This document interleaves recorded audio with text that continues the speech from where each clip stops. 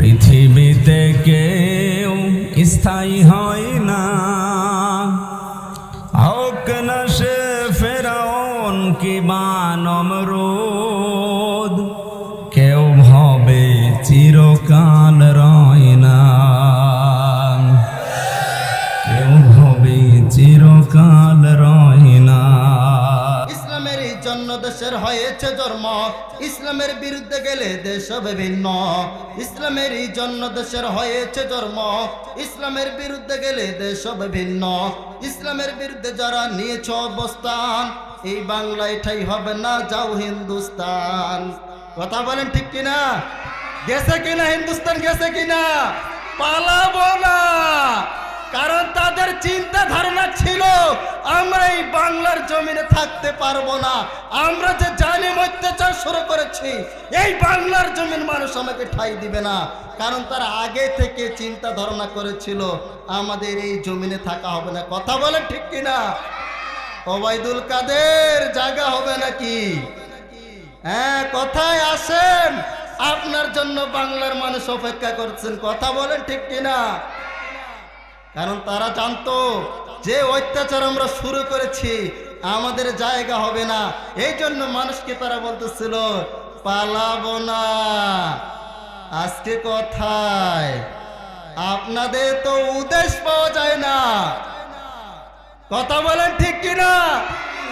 আল্লাহর পয়গম্বর মুসা কালিমুল্লাহ আল্লাহর ডাক দিয়ে বলেন, আল্লাহ আপনি আমাকে উপদেশ দেন, ওসিয়ত করুন। আল্লাহ রাব্বুল আলামিন মুসা পয়গম্বরকে ডাক দিয়ে বলেন, মুসা তুমি তোমার আল্লাহকে কি করো? স্মরণ করো। দ্বিতীয়বার মুসা কালিমুল্লাহ আবার আল্লাহর ডাক দিয়ে বলেন, আল্লাহ আপনি আমাকে উপদেশ দেন, ওসিয়ত করুন। আল্লাহ রাব্বুল আলামিন ডাক দিয়ে বলেন, মুসা তুমি তোমার মায়ের সাথে ভালো ব্যবহার করো। মুসা পয়গম্বর আবার আল্লাহর ডাক দিয়ে বলেন, আল্লাহ আপনি আমাকে উপদেশ দেন, ওসিয়ত করুন, যার দ্বারা আমি আমার বাবা মার খেদমত করতে পারি। আবার মুসা পয়গম্বর আল্লাহর ডাক দিয়ে বলেন, আল্লাহ আপনি আমাকে উপদেশ দেন, ওসিয়ত করুন। আল্লাহ রাব্বুল আলামিন মুসাকে ডাক দিয়ে বলেন, মুসা তুমি তোমার পিতামাতার সাথে ভালো আচরণ করো। এরপর মুসা পয়গম্বর আবার আল্লাহর ডাক দিয়ে বলেন, আল্লাহ আপনি আমাকে উপদেশ দেন, ওসিয়ত করুন। আল্লাহ রাব্বুল আলামিন মুসাকে ডাক দিয়ে বলেন, মুসা তুমি তোমার মায়ের সাথে সদাচরণ করো, ভালো ব্যবহার করো।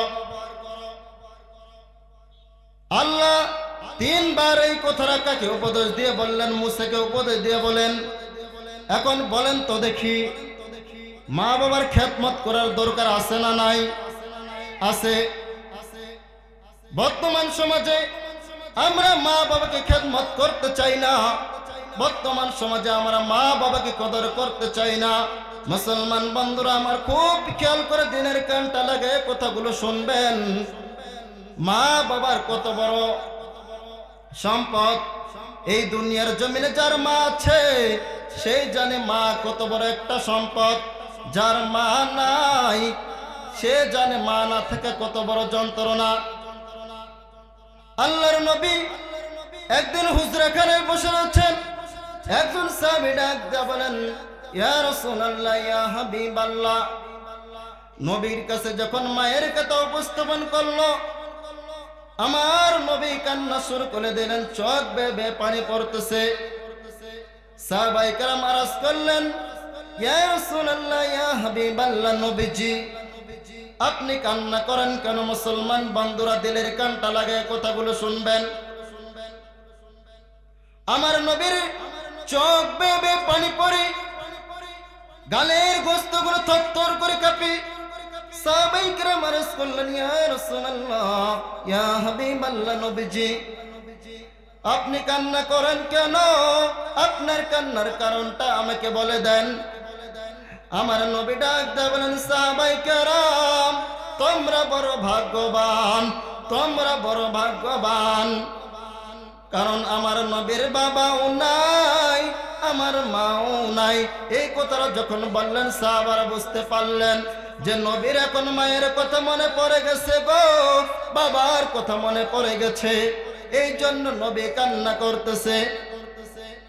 হযরত আলী রাদিয়াল্লাহু তাআলা আনহু হাদিস কেন বর্ণনা করে বলেন, বিশ্ব নবীর ঘটনা,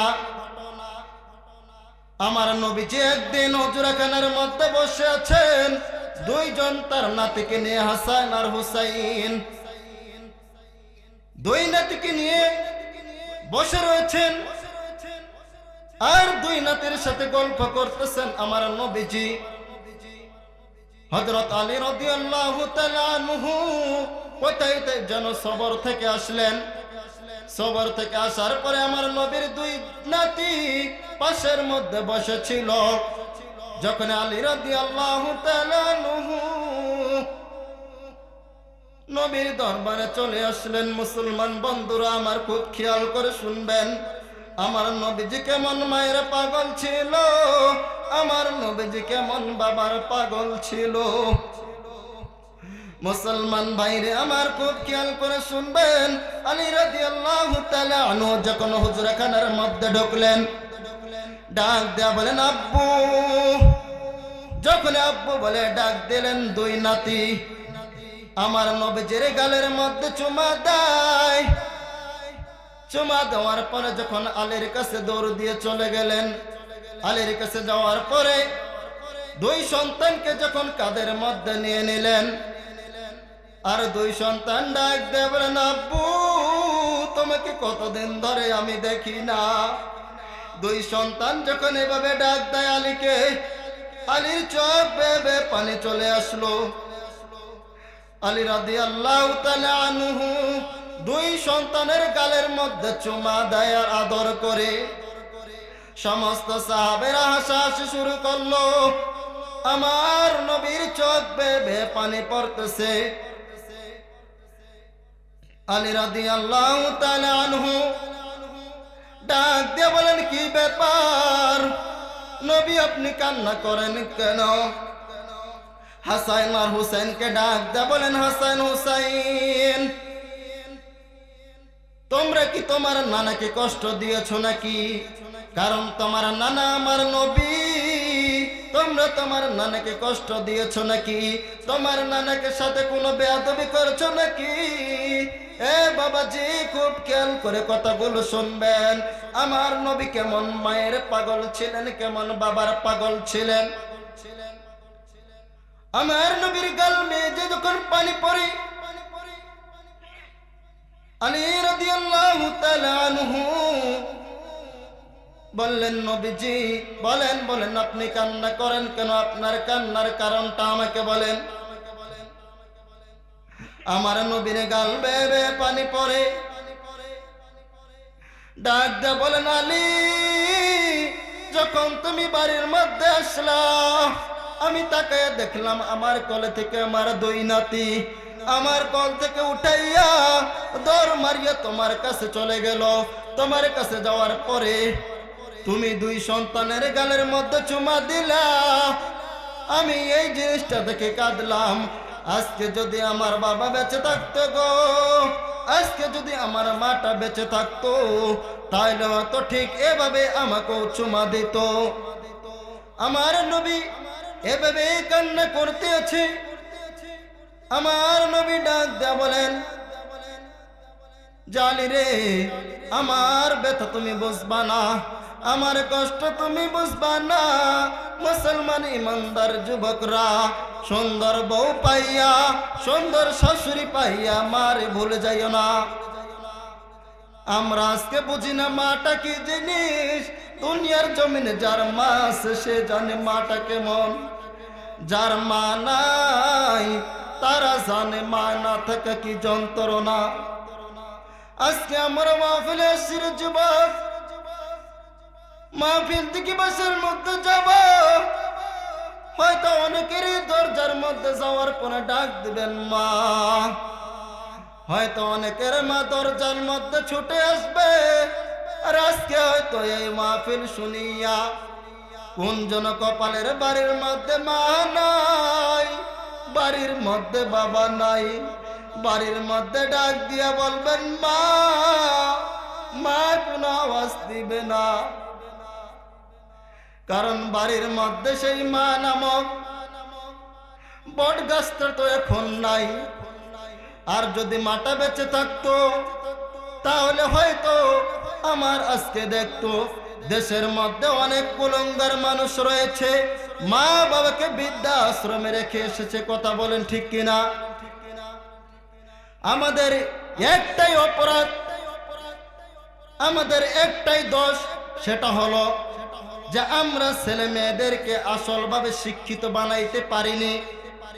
আজকে যদি আমরা ইসলাম বানাই, ইসলামের পথে চলাইতে পারতাম, ইসলাম অনুযায়ী ছেলেটাকে মানুষ করতে পারতাম, কোনদিন আপনার আমার জায়গা বৃদ্ধাশ্রমে হতো না। কথা বলেন ঠিক কিনা? আজকে দেশের মধ্যে যারা কোরআনের বিরোধিতা করতেছে, যারা হাদিসের বিরোধিতা করতেছে, এরা হলো দেশের মধ্যে কুলাঙ্গার এক নাম্বার। কথা বলেন ঠিক কিনা? আমি ইন্টারনেটের মধ্যে দেখলাম আফগানিস্তানের একজন আল্লাহর ওলি, নাম হলো খলিল, তিনি একজন বড় নেতা ছিলেন। দেখেন না কিভাবে জীবনটা দিয়ে দিলেন, নামাজরত অবস্থায় নামাজের মধ্যে দাঁড়িয়ে আছেন, পিছন থেকে কাফেররা কি করলেন? বোমা চালিয়ে দিলেন, নামাজের মধ্যে হত্যা করে ফেললেন। বলেন তো এদের জন্মটা কি ঠিক আছে নাকি? যারা কোরআনের বিরোধিতা করে, যারা হাদিসের বিরোধিতা করে, এদের জায়গায় বাংলার জমিনে হবে না। কথা বলেন ঠিক কিনা? এখন দেখেন এই বাংলার জমিনে একটা সংগঠন তৈরি হয়েছে, নাম কি? কি নাম? ইসকন না কি যেন নাম? ইসকন নামে একটা সংগঠন তৈরি হয়েছে। এই সংগঠনকে পরিচালনা করতেছেন ভারতের দালালরা। কথা বলেন ঠিক কিনা?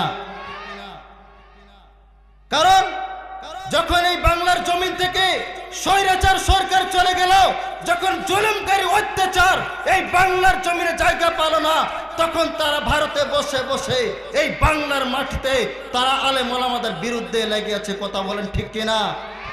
আমরা দ্বিতীয় কণ্ঠে বলে দিতে চাই, এই বাংলার জমিনে কোরআন ছিল, হাদিস ছিল, মসজিদ মাদ্রাসা ছিল, থাকবে, কিয়ামত পর্যন্ত তোদের কোনো ষড়যন্ত্র কাজে আসবে না।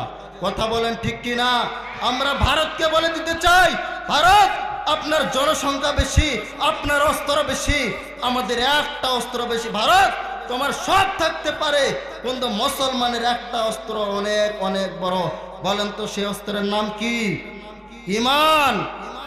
ঈমানের কাছে তোমাদের এই ষড়যন্ত্র গাছের শুকনো পাতার মতো উড়ে যাবে। কথা বলেন ঠিক কিনা? আমরা এমনি ভেসে ভেসে এই দুনিয়ার জমিনে আসিনি, আমরা দুনিয়ার জমিনে এসেছি যেখানে 99% মুসলমান। এই জমিনে কোন নাস্তিক মুরদারদের জায়গা হবে না। কথা বলেন ঠিক কিনা? নাস্তিকতা নিবাদ যাক, দিন ইসলাম জিন্দাবাদ। নাস্তিকতা নিবাদ যাক, দিন ইসলাম জিন্দাবাদ। কোটি প্রাণের কি আওয়াজ, খোদাদ্রোহী ছাড় পাবে না, এই বাংলায় ঠাই হবে না। মুসলমানরা জেগেছে আজ, যার কদমে সামনে চলো, বজ্র কোনটায় আওয়াজ তুলো, সবাই মিলে একে তালে দাও না স্লোগান, নারায়ে তাকবীর, নারায়ে তাকবীর। দিন ইসলাম, দিন ইসলাম, দিন ইসলাম, দিন ইসলাম। চলবে কি চলবে না? ইসলামের বিরুদ্ধে যারা নিয়েছে অবস্থান, এই বাংলায় ঠাই হবে না, যাও হিন্দুস্তান। যার কদমে সামনে চলো, বজ্র কোনটায় আওয়াজ তুলো, সবাই মিলে একে তালে দাও না স্লোগান, নারায়ে তাকবীর, নারায়ে তাকবীর, নারায়ে তাকবীর।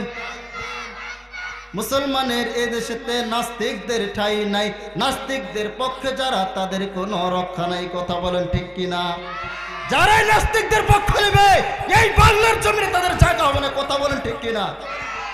আজকে আমরা অনেক দেখেছি নেতা, তারা সমাজের মধ্যে মসজিদ মাদ্রাসা বন্ধ করতে চেয়েছে, মাদ্রাসার মধ্যে বলছে তারা এখানে নাকি জঙ্গির আড্ডাখানা হয়, তারা মসজিদকে বলছে এখানে নাকি কাউয়ার মতো আমরা চিল্লাই, এরকম কথা বলেছে। মনে রাখবেন এই বাংলার জমিন মানুষ এখন সচেতন, আপনাদের এক ফোঁটা কোনো কাজে আসবে না, আপনার ষড়যন্ত্র কোনো কাজে আসবে না। যখন এই বাংলার জমিন থেকে নাস্তিক মুদ্দাররা পালাতে বাধ্য হলো, জালেম সরকার যখন বাংলাদেশ থেকে বিমানে উঠে পালিয়ে গেল, তখন চিন্তা করলো হয়তো আমরা ভারতে বসে বসে এই নাস্তিক মুদ্দাদের দ্বারা আমরা এই বাংলার জমিনটা পরিচালনা করব। তারা এখনো ষড়যন্ত্র চালিয়ে যাচ্ছে এই বাংলাদেশটাকে দখল করার জন্য। কথা বলেন ঠিক কিনা? তারা মনে করতেছে যে আমরা দেশের মধ্যে একটা হট্টগোল শুরু করে আমরা কি করব, বাংলাদেশকে দখল করব। মনে রাখবেন, কিয়ামত পর্যন্ত যদি আপনি ষড়যন্ত্র চালিয়ে যান, আপনার ষড়যন্ত্র কোনো কাজে আসবে না। কথা বলেন ঠিক কিনা? যখন এই স্বৈরাচার সরকার চলে গেল, তখন আমাদের ভাইরা তাদের মন্দির পাহারা দিয়েছিল। কথা বলেন ঠিক কিনা? তাদেরকে আমরা বলেছিলাম, হিন্দুরা শুনে রাখো, তোমাদের উপরে যদি কোনো হামলা আসে, তোমাদের উপরে যদি কোনো মামলা আসে, তোমাদের মন্দির যদি কেউ ভাঙতে আসে, তাহলে আমরা তাওহীদ জনতা 18 কোটি মানুষ আপনাদের পাশে দাঁড়াবো। কথা বলেন ঠিক কিনা? আজকে সেই মানুষরাই আজকে আমাদের ইসলামের বিরুদ্ধে লেগে পড়েছে। মনে রাখবেন, বেশি যদি পাকলামি পারেন, এই বাংলার জমিনে আপনাদের জায়গা হবে না। কথা বলেন ঠিক কিনা? একটা তাকবীর দেন তো, লিল্লাহে তাকবীর, লিল্লাহে তাকবীর। মুসলমান ভাইরে আমার, খুব খেয়াল করে কথাগুলো শুনবেন। এখনো পর্যন্ত যেই সব বাবাজিরা বাইরে রয়েছে, দ্রুত জান্নাতের বাগানে চলে আসেন। হাদিসের ভাষায় এই বাগানটা হলো জান্নাতের বাগান। কিসের বাগান বলেন তো? জান্নাতের বাগান। এই জান্নাতের বাগানে বসতে পারলে আমাদের গুনাহ মাফ করতে পারেন কি পারেন না? বলেন, পারেন কি পারেন না? মুসলমান বন্ধুরা আমার, দেখেন আমার নবীজি কেমন মায়ের পাগল ছিলেন, আমার নবীজি কেমন মা বাবার পাগল ছিলেন। আমার নবীর বয়স যখন 6-7 বছর, আমার নবীজি তার সাথীদেরকে নিয়ে মাঠের মধ্যে খেলতেছেন। ঠিক বিকাল ঘনিয়ে যখন অন্ধকার চলে আসলো, তার সমস্ত খেলার সাথীদেরকে নিয়ে যখন তার আপন আপন মা বাবারা নিয়ে যখন বাড়ির মধ্যে চলে যাচ্ছে, আমার নবী ডাক দেয়া বলেন, সাথীরা রে, তোমরা কোথায় যাচ্ছ? বলতেছে, ডাক দেয়া বলেন, মুহাম্মদ, তুমি দেখতেছো না আমার মা এসেছে, আমার বাবা এসেছে, আপনি কি তাকাইয়া দেখেন না? আমার নবীজিকে যখন এই কথা বলল, আমার নবীর মনটা যখন চলে গেল বাবা আব্দুল্লাহর কাছে। মুসলমান বন্ধুরা আমার, খুব খেয়াল করে কথাগুলো শুনবেন। আমার নবী যখন বলল যে তোমরা কোথায় যাচ্ছ, তোমরা কোথায় যাচ্ছ, বলতেছে আমার বাবা নিতে এসেছে। আমার নবী আল্লাহর ডাক দেয়া বলেন, আল্লাহ, আজকে যে দুনিয়ার জমিনে আমার বাবা বেঁচে থাকতো, তাহলে হয়তো ঠিক এভাবে আমাকেও নিয়ে যেত, আমাকেও কোলে করে বাড়িতে নিয়ে যেত। আমার নবী একটা পিলারের মধ্যে উঠে গেছেন, পিলারের মধ্যে উঠিয়ে ডাক দেয়া বলেন, আল্লাহ, আমার কি বাবা নেই, আমার কি মা নেই? এভাবে আমার নবী কান্না করে, কান্না করতে করতে যখন আমার আল্লাহর ডাক দেয়া বলেন, হঠাৎ করে ওই রাস্তা দিয়ে যাচ্ছিলেন আবু জেহেল। ডাক দিয়ে বলেন, মুহাম্মদ, তুমি কান্না করো কেন? আসো আসো, তুমি আমার কাছে চলে আসো। আমার নবী কোনো কথা শুনে না। আমার নবী ডাক দেয়া বলেন, আল্লাহ, আমার কি বাবা নেই, আমাকে কে কেউ নিতে আসবে না? এমন ভাবে যখন কথা বলতেছেন, আবু জেহেল ডাক দেয়া বলেন, মুহাম্মদ, আসো আসো, তুমি আমার কাছে আসো। যখন মুহাম্মদ কোন আবু জেহেলের কথা শুনলেন না, আবু জেহেল দৌড় দিয়ে চলে গেলেন মা আমেনার কাছে। মা আমেনার কাছে ডাক দিয়া বলেন যে, মা আমেনা, মুহাম্মদ কোথায়? মুহাম্মদের কোনো ঠিকানা জানো নাকি? মুহাম্মদ কোথায় খেলতেছে? মা আমেনা ডাক দিয়া বলেন, মুহাম্মদ কোথায়? আবু জেহেল ডাক দেয়া বলেন, আমি তাকাইয়া দেখলাম যে মুহাম্মদ একটা পিলারের মধ্যে উঠিয়া। আমার আল্লাহর ডাক দেয়া বলেন, আল্লাহ, আমার কি বাবা নেই, আমার কি বাবা নাই? সমস্ত খেলার সাথীদেরকে নিয়ে তার বাবারা চলে গেল, তাদেরকে আদর যত্ন করে তাদেরকে চুমা দেয়, আমাকে কি চুমা দিবে না? এভাবে বলে মুহাম্মদ কান্না করে আমার একটা দৌড় দিয়ে মুহাম্মাদের কাছে আসে, বলতেছেন, মুহাম্মদ, বাবা তুমি উপর থেকে নামো। যখন এভাবে বলল, মুহাম্মদ ডাক দা বলেন, মা, আমি এখান থেকে নামবো না, আমি এখান থেকে নামবো না। আগে বলো আমার বাবা কোথায়? সমস্ত খেলার সাথীদেরকে বাবা নিয়ে যায়, কিন্তু আমার বাবা কেন আসে না? আমার বাবা কেন আমাকে কোলের মধ্যে নেয় না? আজকে যতক্ষণ পর্যন্ত আমার বাবার কথা আমাকে বলবা না, এ যুবকরা একটু মনটা দিয়ে শুনেন। আমার নবী কেমন বাবার পাগল ছিল, আমার নবী কেমন মায়ের পাগল ছিল। নবী আমার ডাক দিয়ে বলেন, মা গো, আমার কি বাবা নাই? আমার বাবাকে তুমি দেখাবা না? আমিনা ডাক দিয়ে বলেন, মোহাম্মদ, তোমার বাবা আছে, তোমার বাবা রয়েছে, তোমার বাবা মৃত, আর তোমার খেলা সাথীদেরকে যে নিয়ে গেল তারা হলো জীবিত। মোহাম্মদ ডাক দে বলেন, মা গো, বলো না, বলো না আমার বাবা কোথায়? তুমি যদি আমার বাবার কাছে না নিয়ে যাও, তাহলে আমি মোহাম্মদ এই পিলার থেকে ঝাঁপ দিয়ে আমি মারা যাব। আমিনা ডাক দে বলেন, বাবা মোহাম্মদ, তুমি নামো, আমি তোমার বাবার কাছে তোমাকে আমি নিয়ে যাব। মুসলমান বন্ধুরা আমার দেখেন, একটু তাকাইয়া মায়ের জন্য চোখের পানি পড়ে কিনা। আমার নবী মায়ের ডাক দিয়া বলেন, মা, আমার বাবা কই? মা যখন মোহাম্মদকে নিয়ে বাড়ির মধ্যে রওনা, বাড়ির মধ্যে যাইয়া মা আমেনা আব্দুল মুতাল্লিবকে ডাক দিয়ে বলেন, আব্দুল মুতাল্লিব আব্বা যান, কয়েকদিন ধরে আমি তাকাইয়া দেখি মোহাম্মদ বাবা বাবা বলে কাঁদে। আজকে রাতের মধ্যে যখন মোহাম্মদ আমার কাছে ঘুমাইতে গিয়েছিল, মোহাম্মদ মাঝরাতে বাবা বাবা বলে চিৎকার করে। বাবা গো, মোহাম্মদ কেন যেন বাবার পাগল হয়ে গেছে, বাবাকে দেখার জন্য মনটা পাগল। বাবা আপনি আমাকে অনুমতি দিয়া দেন, আমি মোহাম্মদকে তার বাবার কবরটা দেখানোর জন্য নিয়ে যাব।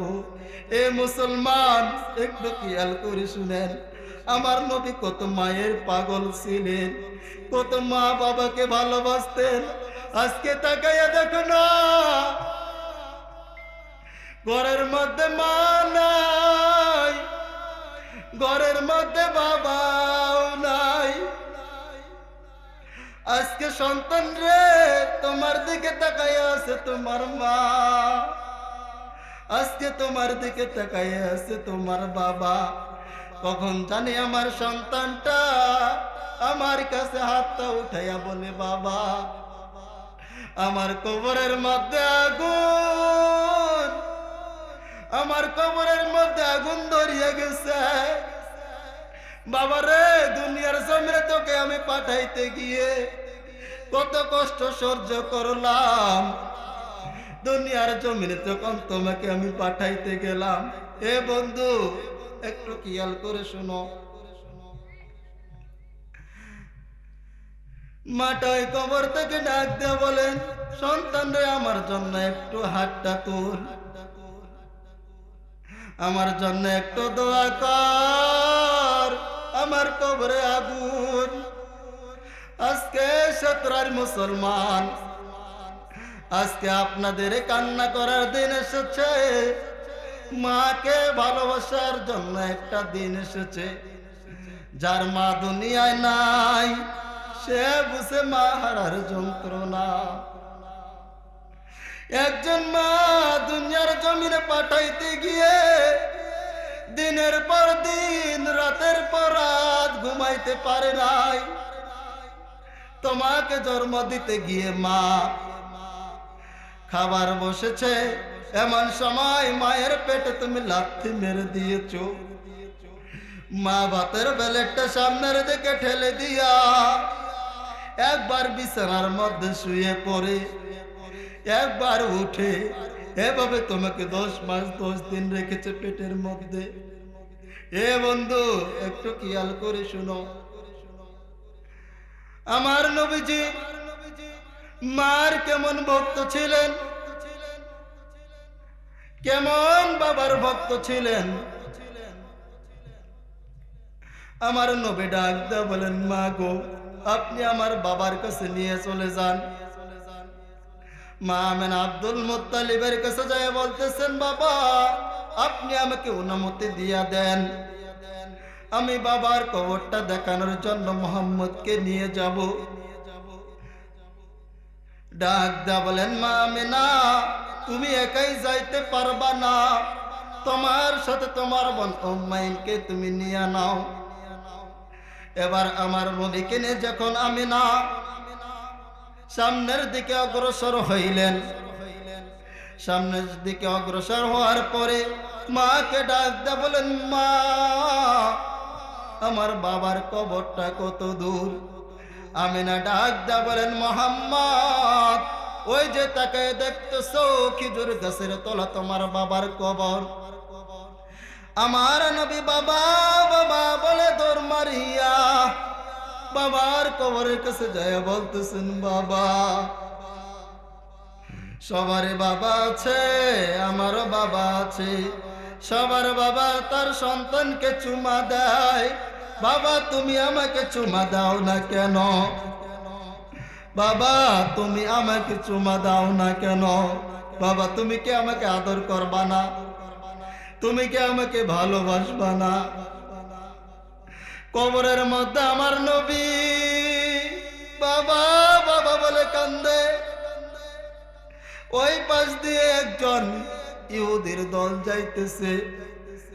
নবীজি যখন বাবা বাবা বলে, ইহুদি বলতেছেন, বাবা তুমি কে? কেন তুমি বাবা বাবা বলে কাঁদো? তোমার নাম কি? তোমার বাড়ি কোথায়? আর এই কবরটা বা কার? ডাকতে বলেন, আমার নাম হলো মোহাম্মদ, আমার বাবার নাম হলো আব্দুল্লাহ, আর যার কবরের সামনে আমি বসে রয়েছি তিনি হলো আমার আব্বাজান। আমার নবীকে ডাক দে বলেন, মোহাম্মদ তুমি কার সাথে এসেছো এখানে? মোহাম্মদ কান্না চোখ নিয়ে বলেন যে আমার সাথে এসেছে আমার মা। বলে তোমার মা কোথায়? তোমার মারে একটু ডাক দাও, তোমার মাকে একটু আমার সামনে নিয়ে আসো। বলতেছে, ওই যে দেখতেছেন দূরে আমার মা ওখানে বসে রয়েছে। এবার সেই নাস্তিক সেখানে যাওয়ার পরে ডাক দেয়া বলেন, আপনি কি মোহাম্মদের মা? বলতেছেন, হ্যাঁ আমি মোহাম্মদের মা। বলছে, আপনি কে? বলছে, আমরা একজন ইহুদি। বলছে, কি দরকার, কি জন্য এসেছেন? এবার সেই ইহুদি ডাক দিয়ে বলেন, আমি আপনার কাছে এসেছি, এই যে মোহাম্মদ কবরের মধ্যে বসে কান্নাকাটি করে, এই মক্কার জমিনে কিছু পরিমাণ ইহুদি খ্রিস্টান মোহাম্মদকে হত্যা করার জন্য তারা খোঁজাখুঁজি করতেছে। এবার আমরা ডাক দিয়ে বলেন, তাদের মধ্যে মনে আপনিও একজন? বলছে, হ্যাঁ আমি একজন। আমরা ডাক দিয়ে বলেন, তাহলে আপনি তো তাকে হত্যা করতে পারেন। ডাক দিয়ে বলেন, আমি যে মোহাম্মদকে হত্যা করার জন্য ছুটেছিলাম, মোহাম্মদের চেহারা দেখিয়া, মোহাম্মদের কান্নার ডাক দেখিয়া, মোহাম্মদের কান্নার আওয়াজ শুনিয়া আমার মনে হলো এই সাধারণ কোন নবী না, সাধারণ মোহাম্মদ কোন না, এটা হলো সেই মোহাম্মদ যার জন্য মানুষ পাগল, যার কণ্ঠ এত সুন্দর হতে পারে, যার কান্নার আওয়াজ এত সুন্দর হতে পারে, তাকে আমি হত্যা করতে পারি না। এবার সেই ইহুদি ডাক দিয়ে বলেন, আপনি তাড়াতাড়ি মোহাম্মদকে নিয়ে এখান থেকে চলে যান। যখন এই কথা বলল, মোহাম্মদ কে আনার জন্য তার মা চলে গেলেন আমেনা। ডাক দিয়ে বলেন, বাবা মোহাম্মদ চলো চলো, হয়েছে তোমার বাবার কবরটা দেখা হয়েছে, এবার তুমি চলো। এবার মোহাম্মদকে নিয়ে যখন সামনের দিকে অগ্রসর হয়, কিছুদের যাওয়ার পরে মা অসুস্থ হয়ে পড়ে। মা যখন মাটির মধ্যে বসে পড়ল, ডাক দা বলেন, মা আপনি কেন বসে পড়লেন? ডাক দা বলেন, মোহাম্মদ আমার শরীরটা কেন যেন ক্লান্তি ক্লান্তি লাগে, আমাকে ভালো লাগতেছে না রে বাবা, তুমি আমাকে একটু পানি দাও। মোহাম্মদের কাছে যখন পানি চাইলো, মোহাম্মদ একটু পাশের মধ্যে বসে রইলেন। পাশে রয়েছেন তার বোন উম্মে ঈমান। কিছুক্ষণের মধ্যে মা আমনার শরীরটা শীতল হয়ে গেল, ঠান্ডা হয়ে গেল। এবার আমেনা শরীরটা যখন শীতল হয়ে গেল, ঠান্ডা হয়ে গেল, ডাক দিয়ে বলেন, মা তুমি কেন এরকম করতেছ? তোমার কি হয়েছে? মা আমেনা ডাক দিয়ে বলেন, বাবা মোহাম্মদ তোমার হাতটা আমাকে দাও। এবার আমার নবী যখন হাতটা মায়ের হাতের মধ্যে দিয়া দিলেন, মায়ের হাতের মধ্যে দেওয়ার পরে তার বোনকে ডাক দিয়া বলেন, উম্মে ঈমান রে, মুহাম্মদকে তোর হাতে আমি রেখে গেলাম, মুহাম্মদকে তুই ভালো করে দেখিয়া রাখিস। হে মুসলমান, দুনিয়ার জমিনে যদি একটা মা অসুস্থ হয়ে যায়, দুনিয়ার জমিনে মা যদি হাসপাতালের মধ্যে থাকে, তার বাবাকে ডাক দিয়া বলেন যে, হে সন্তানের বাবা, আমি মনে হয় আর বাঁচবো না, আমি মনে হয় আর দুনিয়ার জমিনে থাকবো না, তুমি আমার সন্তানকে ভালো করে দেখিও, তাকে কোনোদিন কষ্ট দিও না। বলে কি বলে না? বলে। ঠিক আমেনা মোহাম্মদকে ডাক দিয়ে বলেন, মোহাম্মদ বাবারে চিন্তা করছিলাম, বড় হয়ে তুই আমার সেবা করবি, তুই আমারে দেখবি, তুই আমার সেবা যত্ন করবি, মা মা বলে ডাকবি। আমার মনে বড় আশা ছিল যে বড় হয়ে তুই আমাকে মা মা বলে আমার অন্তরটা ঠান্ডা করবি। কিন্তু আমার মন বলে, রে মোহাম্মদ বাবা আমি আর বাঁচবো না, আমি তোমার খালার হাতে তোমাকে দিয়ে গেলাম, বাবা তুই তোমার খালার কাছে থাকো। এই কথা বলার সাথে সাথে তার খালার দমটা বন্ধ হয়ে গেল। যখন তার মায়ের দমটা বন্ধ হয়ে গেল, আমার নবী চিৎকার দিয়ে বলেন, মা ও মা, মা গো কেন কথা বলো না? কারণ বলেন তো, মা যদি দুনিয়ার জমিন থেকে চলে যায়, মা কি আর কথা বলবে? কি কথা বলবে? মা আর কথা বলবে না। মা দুনিয়ার জমিন থেকে বিদায় নিয়ে চলে গেলেন। আমার নবী বড় এতিম। আমার নবীর সামনে যদি কখনো পিতা মাতার আলোচনা করা হতো, আমার নবী আর স্থির থাকতে পারতেন না। আমার নবী চোখ বেয়ে বেয়ে পানি পড়তো। একজন সাহাবী নবীকে এসে বলতেছেন, ইয়া রাসূলুল্লাহ, নবীজি আপনি আমাকে জিহাদের ময়দানে যাওয়ার জন্য উপদেশ দেন। আমার নবী ডাক দিয়ে বলেন যে, সাহাবী তোমার বাড়ির মধ্যে তোমার বাবা মা আছে নাকি? বলছে, আমার বাবা নাই, আমার মা রয়েছে। যখন এই কথা বললো, আল্লাহর নবী ডাক দিয়া বলেন, সাহাবী তুমি বাড়ির মধ্যে চলে যাও, বাড়ির মধ্যে যাওয়ার পরে তুমি তোমার মায়ের ভালোভাবে সেবা করো। তুমি যদি তোমার মায়ের ভালোভাবে সেবা করতে পারো, জিহাদের ময়দানের থেকেও উত্তম। বলেন সুবহানাল্লাহ। কোন ব্যক্তি যদি দুনিয়ার জমিনে তার মা বাবাকে কষ্ট দেয়, তার মৃত্যুর সময় মুখ দিয়ে কালিমা জুটবে না। বললেন, হুজুর কেমনে জুটবে না? কারণ দুনিয়ার জমিনে আমি দান করলাম, সদকা করলাম, মানুষকে খাবার দিলাম, মসজিদ করলাম, মাদ্রাসা করলাম, কিন্তু মা বাবার খেদমত করতে পারলাম না। মা বাবার কখনো খেদমত করতে পারলাম না। মা বাবাকে কি করলাম? বাড়ির মধ্যে রাখতে পারলাম না। আল্লাহর নবীর একজন সাহাবী নামাজ পড়তেন, ইশরাকের নামাজ পড়তেন, তাহাজ্জুদ নামাজ পড়তেন, সবে ঠিকই ছিল, কিন্তু মুখ দিয়ে কালিমা বাইর হয় না। যখন সাহাবীর মুখ দিয়ে কোনো কালিমা বাইর হয় না, তার স্ত্রী প্রশ্নের মধ্যে পড়ে যায়, কি ব্যাপার আমার স্বামীর কেন গলা দিয়ে কালিমা বাইর হয় না? মৃত্যু শয্যায় ঢুকতেছে, এত পরিমাণ কষ্ট হয়, আমার স্বামী সহ্য করতে পারে না। এই দরবারে খবরটা নবীর দরবারে পাঠানোর দরকার।